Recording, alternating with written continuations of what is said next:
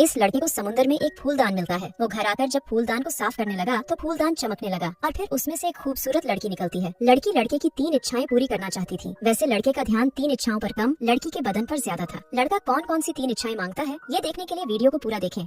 कहानी की शुरुआत क्रिस नाम के लड़के से शुरू होती है, जो इस वक्त बीच पर टहल रहा था। क्रिस के साथ उसका पालतू सैमी भी था। क्रिस बीच के पास ही रहता था, इसलिए वो रोज यहाँ टहलने आता था। वैसे क्रिस पहले एक सिंगर था, लेकिन आजकल उसने गाना बंद किया हुआ था। बीच पर कुछ देर टहलने के बाद क्रिस एक जगह पर बैठ जाता है। वो बैठकर खुद भी खाना खाता है और सैमी को भी खिलाता है। खाना खाने के बाद क्रिस जैसे ही आराम करने लगा, तभी उसे लगा कि समुद्र में कोई डूब रहा है। वो जल्दी जल्दी लाइफ गार्ड के घर की तरफ भागता है, क्योंकि उसे अच्छे से तैरना नहीं आता था। लेकिन ना तो लाइफ गार्ड के घर की हालत ठीक थी और ना ही वो घर में था। अब क्रिस घर की टूटी हुई खिड़की उठाकर खुद ही समुद्र की तरफ बढ़ने लगा और फिर जल्दी ही समुद्र में कूद जाता है। लाइफ गार्ड बेवन पास ही टहल रहा था और उसने क्रिस को पानी में देख लिया था। समुद्र में क्रिस को कोई नजर नहीं आता। उसे वहम हुआ था कि कोई डूब रहा है और इसी वजह से अब उसकी जान खतरे में पड़ गई थी। धीरे धीरे वो पानी में डूबने लगा। पानी के अंदर उसे एक फूलदान मिलता है और तभी बेवन भी उसके पास पहुंच जाता है। जल्दी ही बेवन ने उसे पानी से बाहर निकाल लिया था, जिस कारण आज क्रिस की जान बच गई थी। वैसे ये दोनों दोस्त भी थे और एक दूसरे के घर आते जाते रहते थे। थोड़ी ही देर बाद क्रिस फूलदान लेकर अपने घर आता है। वो फूलदान को टेबल पर रखकर घर के काम करने लगा। वो घर में अकेला ही रहता था। घर के काम करने के बाद वो थोड़ा सा आराम भी करता है। रात को क्रिस अपनी बाइक उठाकर पास वाले बार में आता है। वो रोज दारू पीता था और दारू पीने इसी बार में आता था। आज क्रिस जैसे ही दारू पीने लगा, तभी उसके पास हाइमन नाम का आदमी आता है।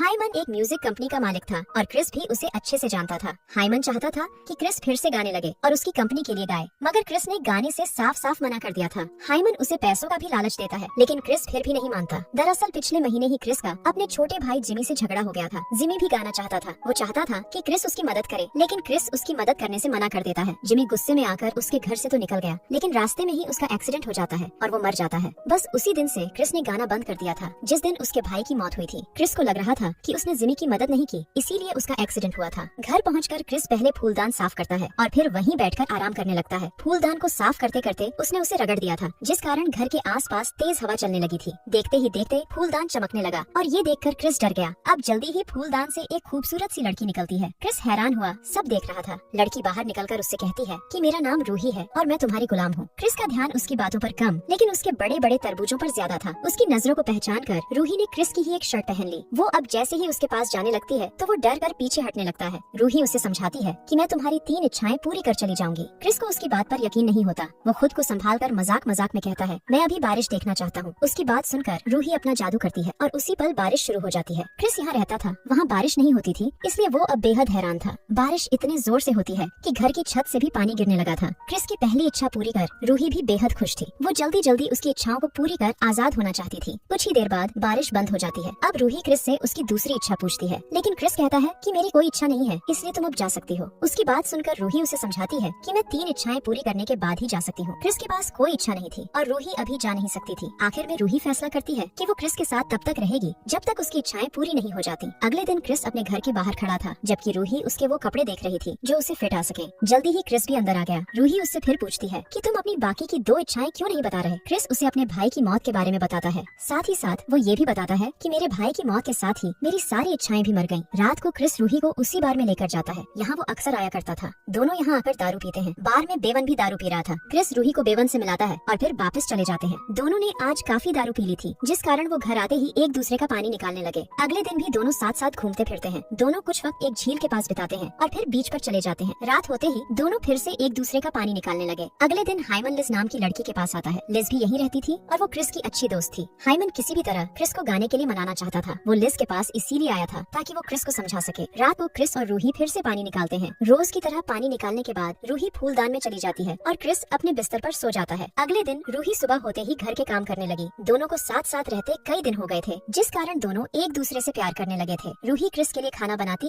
और क्रिस मजे लेकर खाना खाता। एक रात रूही क्रिस से कहती है कि मैं तुमसे बेहद प्यार करती हूँ। प्यार का इजहार रूही ने तो कर दिया था, लेकिन क्रिस कुछ नहीं बोलता। रूही उससे पूछती है, क्या तुम भी मुझसे प्यार करते हो? इस पर क्रिस पहले तो खड़ा हो जाता है और फिर कहता है, मैं किसी जिनी से प्यार नहीं कर सकता। क्रिस की बात सुनकर रूही बहुत दुखी होती है। वो क्रिस से उसकी बाकी की 2 इच्छाएं पूछती है ताकि उन्हें पूरी कर वो उसकी जिंदगी से चली जाए, मगर क्रिस उसे कोई इच्छा नहीं बताता, जिस कारण रूही उस पर बेहद गुस्सा करती है। कुछ देर बाद रूही बाहर जाने के लिए तैयार थी। वो क्रिस के दोस्त बेवन के साथ बाहर जा रही थी। थी। उसी ने बेवन को बुलाया था और जल्दी ही वो उसके साथ चली जाती है। जल्दी ही दोनों बार में आकर दारू भी पीने लगते हैं। उधर क्रिस भी घर में दारू पी रहा था। रूही जिस तरह बेवन के साथ गई थी वो उसे बिल्कुल भी अच्छा नहीं लगा था। रूही के जाने के बाद उसे एहसास हो गया कि वो रूही के बिना नहीं रह सकता। इसी बीच लिज क्रिस के पास आती है ताकि उससे हाइमन के बारे में बात कर सके। क्रिस इस वक्त बेहद नशे में था। लिज उसके लिए कॉफी बनाती है ताकि उसका नशा कम हो जाए। कॉफी पीते पीते क्रिस उसे रूही के बारे में सब बता देता है कि वो फूलदान से निकली हुई जिनी है। इसके साथ ही वो लिज को ये भी बताता है कि मैं उससे बहुत प्यार करता हूँ और उसी के पास जा रहा हूँ। लिज को सब बताकर क्रिस तो चला गया, लेकिन लिज की नजर फूलदान पर जम गई थी। थोड़ी ही देर बाद क्रिस रूही के पास पहुँच गया। वो उसे घर चलने को कहता है, लेकिन रूही उसकी बात नहीं मानती। वो कहती है कि तुम मुझसे प्यार नहीं करते, इसलिए मैं तुम्हारी बात नहीं मान सकती। रूही क्रिस पर बेहद गुस्सा थी। क्रिस उसे समझाकर घर ले जाना चाहता था ताकि वो उसे समझा सके कि वो उससे प्यार करता है, जबकि रूही को लग रहा था कि क्रिस अपनी इच्छाएं बताना चाहता है। वो क्रिस से कहती है कि तुम यही अपनी इच्छाएं बताओ और फिर यहाँ से चले जाओ। क्रिस गुस्से में आकर कहता है कि मेरी दूसरी इच्छा है कि मुझे एक साधारण लड़की मिल जाए। रूही कहती है कि तुम्हें जल्दी ही साधारण लड़की मिल जाएगी। अब क्रिस तीसरी इच्छा बताता है कि रूही हमेशा हमेशा के लिए वहीं चली जाए, यहाँ से वो आई थी। क्रिस की आखिरी इच्छा सुनते ही रूही की तबीयत खराब हो गई और क्रिस किसी तरह उसे संभालता है। कुछ देर बाद क्रिस उसे घर ले आया था। रूही की तबीयत इसलिए खराब हुई थी क्योंकि वो वापस जाना चाहती थी, लेकिन उसके पास उसका फूलदान नहीं था। रूही ने क्रिस की तीनों इच्छाएं पूरी कर दी थी। क्रिस की तीसरी इच्छा थी कि रूही वहीं चली जाए, यहाँ से वो आई थी। क्रिस की तीसरी इच्छा पूरी करने के लिए उसे फूलदान चाहिए था। क्रिस को भी जल्दी ही पता चल जाता है कि फूलदान लिज के पास है। वो जल्दी जल्दी लिज के घर जाता है, लेकिन वहाँ उसे लिज नहीं मिलती। लिज इस वक्त समुद्र किनारे बैठी थी और फूलदान उसी के पास था। लालच में आकर उसने फूलदान तो उठा लिया, लेकिन उसे ये नहीं पता था कि इसमें से जिनी कैसे निकलता है। अगले दिन लिज को अपनी गलती का एहसास हो जाता है कि उसने लालच में आकर क्रिस को धोखा दिया है। वो फूलदान क्रिस को लौटा देती है, जिसके बाद क्रिस रूही को लेकर समुद्र किनारे आ जाता है। जल्दी ही रूही फूलदान में चली जाती है और क्रिस फूलदान को समुद्र में बहा देता है। अगली सुबह भी क्रिस बीच पर ही था। रूही के जाने के बाद वो इतना दुखी था कि रात को वो बीच पर ही सो गया था। वो जैसे ही नींद से जागता है तो उसकी नजर एक लड़की पर पड़ती है। लड़की बीच पर ही टहल रही थी और वो क्रिस के पास आकर उसकी तबीयत के बारे में पूछने लगी। ये लड़की बिल्कुल रूही जैसी ही दिखती थी और उसे देखकर क्रिस भी हैरान हो गया था। लेकिन जल्दी ही क्रिस समझ जाता है कि रूही ने उसकी दूसरी इच्छा भी पूरी कर दी। क्रिस की दूसरी इच्छा थी कि उसे एक साधारण लड़की मिले और अब वो उसे मिल चुकी थी। पूरी कहानी में हमें यही दिखाया गया है कि जो लोग जिंदगी से निराश होते हैं उनकी इच्छाएं भी मर जाती हैं। क्रिस भी अपनी जिंदगी से निराश था, इसलिए उसकी भी कोई इच्छा नहीं थी। इसी के साथ इस कहानी का यही अंत हो जाता है। हमारी वीडियो देखने के लिए बहुत बहुत धन्यवाद। अगर आप ऐसी ही वीडियोस के दीवाने हैं तो प्लीज मेरे चैनल को जरूर सब्सक्राइब करें। मिलते हैं अगली वीडियो में, तब तक के लिए नमस्कार।